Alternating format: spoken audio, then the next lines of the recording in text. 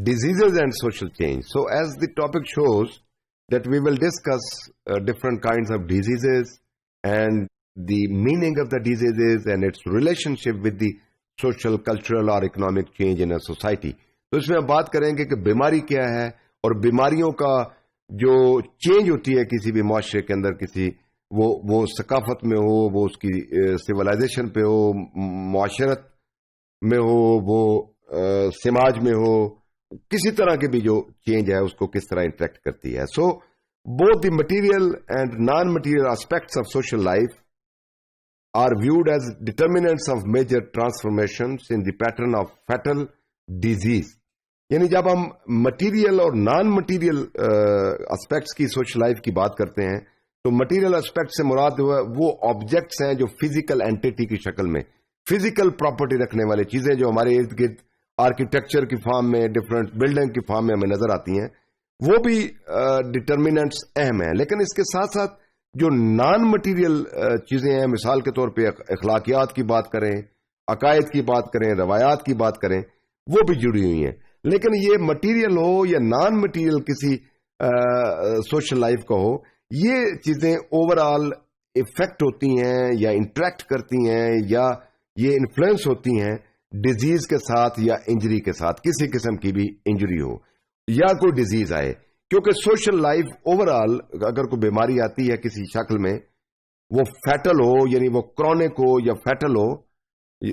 اس کو، تو پھر کیا ہوتا ہے کہ وہ مٹیریل لائف بھی اور نان مٹیریل لائف بھی کسی شخص کی یا کسی کمیونٹی کی یا کسی قوم کی اس کے اوپر بری طرح اثر انداز ہوتی ہے. So the worst case scenario of the burden of fatal disease is taken as a پور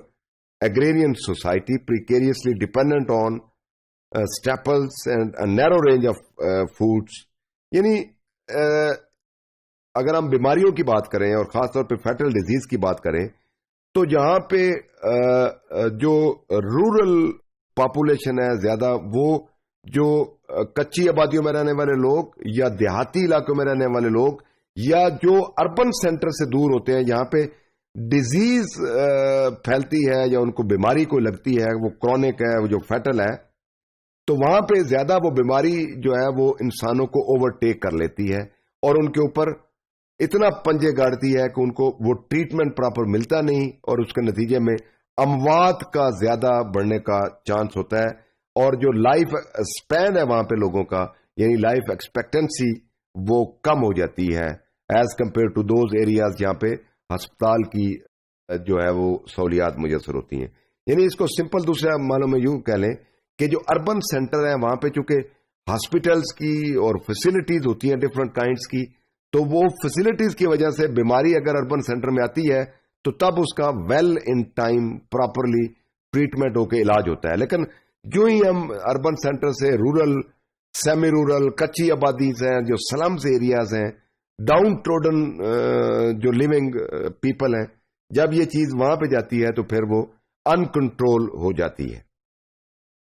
یعنی اس کو پری ماڈرن سوسائٹی میں اگر ہم دیکھیں، اسی جو ڈیزیز کے حوالے سے ہم دیکھیں تو وہاں پہ لوگوں کی اموات، یعنی یہاں پہ جو موٹیلٹی ریٹ ہے یا فرٹیلٹی ریٹ ہے وہاں پہ وہ متاثر ہوتا تھا. حالانکہ کنونشن میرجز تھیں، زیادہ پیداوار جو ہے وہ پاپولیشن، لیکن کیونکہ بیماریوں کی وجہ سے ان کے جب بیماری آتی تھی تو پھر سینکڑوں کے حساب سے ایک دفعہ بھی لوگوں کی جو اموات ہو جاتی تھی، جس کے نتیجے میں وہاں پہ پھر جو ہے وہ ایک خاص قسم کی سوشل اور کلچر چینج آتی تھی.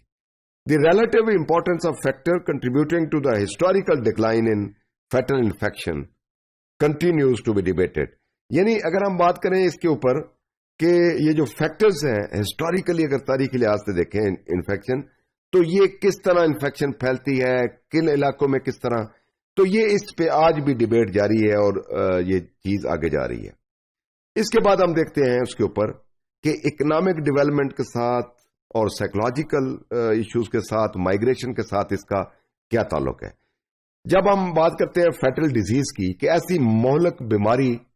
جو پھیلنے کا خطرہ ہو یا کہیں پھیل جائے، تو اس کا اکنامک ڈیولپمنٹ کے ساتھ بڑا ہی گہرا تعلق ہے. یعنی اگر کسی علاقے میں کوئی وبائی مرض پھیل جائے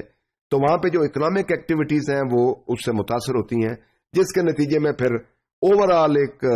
فرد ہو یا کوئی کمیونٹی ہو یا کوئی قوم ہو، اس کی اوور آل کو جو سوشل پیٹرن ہے، سوشل انٹریکشن ہے سوسائٹی کے اندر، وہ بری طرح متاثر ہوتے ہیں، جس کے نتیجے میں جو اکنامک سلو ڈاؤن یا ریسیشن آنے کا بھی خطرہ ہوتا ہے۔ پھر فیٹل جو ڈیزیز ہے اس کا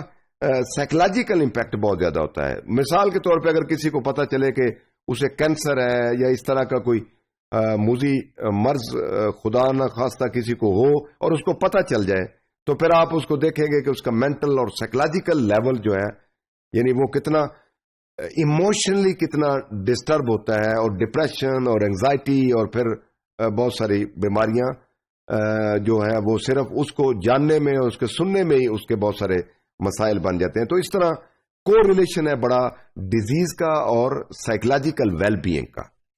اس کے بعد ہم مائگریشن کی بات کرتے ہیں۔ یس، یہ بہت اہم بات ہے کہ جہاں پہ بھی کوئی ڈیزیز اس طرح کی ہوتی ہے تو پھر لوگ مائگریشن کرنے کی کوشش کرتے ہیں کہ وہاں پہ مائگریشن کریں تاکہ اس سے بچا جا سکے۔ پھر اس کا مورٹیلٹی کے ساتھ بھی بڑا تعلق ہے۔ جہاں پہ ظاہر ہے ڈیزیز اس طرح کی ہوگی وہاں پہ پھر مورٹیلٹی کا ریٹ زیادہ بڑھے گا، مورٹیلٹی کی وجہ سے پھر لوگ مائگریشن، اور یا پھر اگر ادھر ہی رہیں گے تو وہاں پہ ایک sense of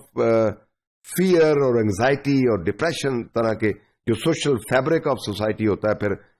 that remains at vulnerable position, اور وہاں پہ جو لوگوں کی مینٹل اور سائیکولوجیکل اور سوشل جو ویل بینگ کا کانسیپٹ ہے وہ وہاں پہ پھر